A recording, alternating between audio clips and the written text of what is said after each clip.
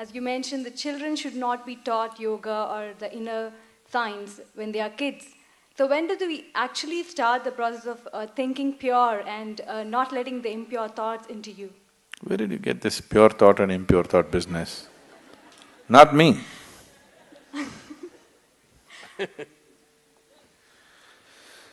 Thought, whatever kind of thought you have, whatever thought you generate on your mind is only coming from the data that has already been fed into you, isn't it so? You can use it, permutations and combinations of it and produce million varieties, but essentially thought is coming from the data that has already been fed into you. If you go about sifting in the mind, what is pure thought, what is impure thought, oh, you will go.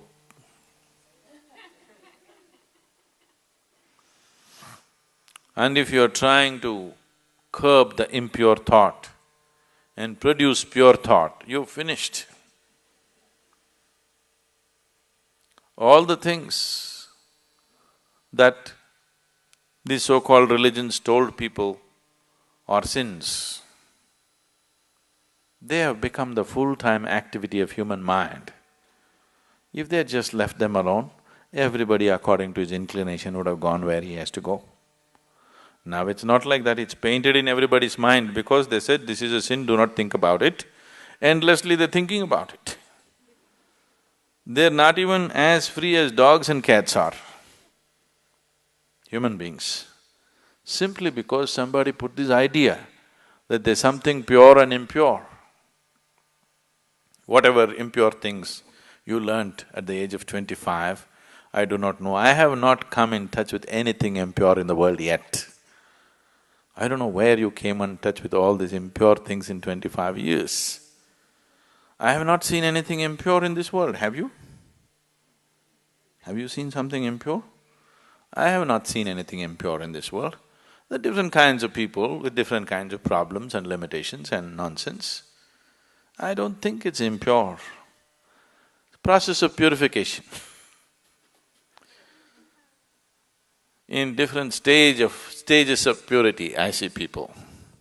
And first of all, this idea of pure and impure is a very sick idea. There's just life around you. There's only life around you. If you're labeling certain aspects of life as pure and certain aspects of life as impure, there is a serious problem.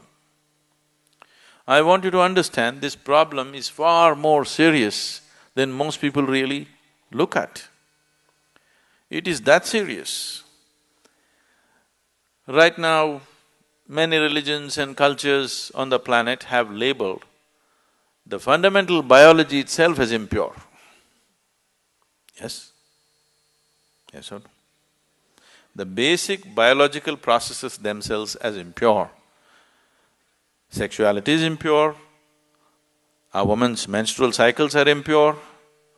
What the hell, you're born out of it? Then you are also impure, everything in the world is impure, creation is impure. If you like that word, you can use it. But who are you to decide what is pure and impure? This is the way life is made, isn't it? It all depends on how you do what you do, isn't it? With how much awareness you approach it. The same things can become beautiful, the same things can become ugly, depending upon who is doing it and how he is doing it, isn't it so? Yes. Something as simple as eating. Eating can be a beautiful experience, not just for nourishment, even as an experience, it can be a beautiful experience. Somebody eats like this, you just look at that whack. Everything can be done like this, isn't it so? Who is doing it? How it is being done, that's what makes the difference. So this prejudice as to what is pure and impure has destroyed this humanity in such a bad way. Pure thoughts and impure thoughts, oh, if you sift through this, you're finished. All thoughts are just junk, okay? Essentially, they're coming from the limited experience of past. These thoughts are useful for your survival process. You picked up some amount of information, you want to survive in the world, this information is useful. If you're looking at life itself, these thoughts are meaningless. What happened yesterday actually has nothing to do with what's happening right now in this moment, isn't it so? But in terms of your survival in the world, you need to remember a few things. You need to use your old knowledge to earn your living on the planet. But in that, don't brand something as pure and impure. This can completely freak your life out. There's nothing pure, there's nothing impure. Life is just the way it is. It's for you to make it wonderful or make it ugly. Every aspect of your life. Yes? Every aspect of your life. You can either make it beautiful or you can make it ugly. If you're aware, you will make it beautiful. If you're doing things compulsively, you will make it ugly. Anything in your life, if you do it compulsively, it becomes ugly, isn't it so? If you do it consciously, it can be made beautiful, everything.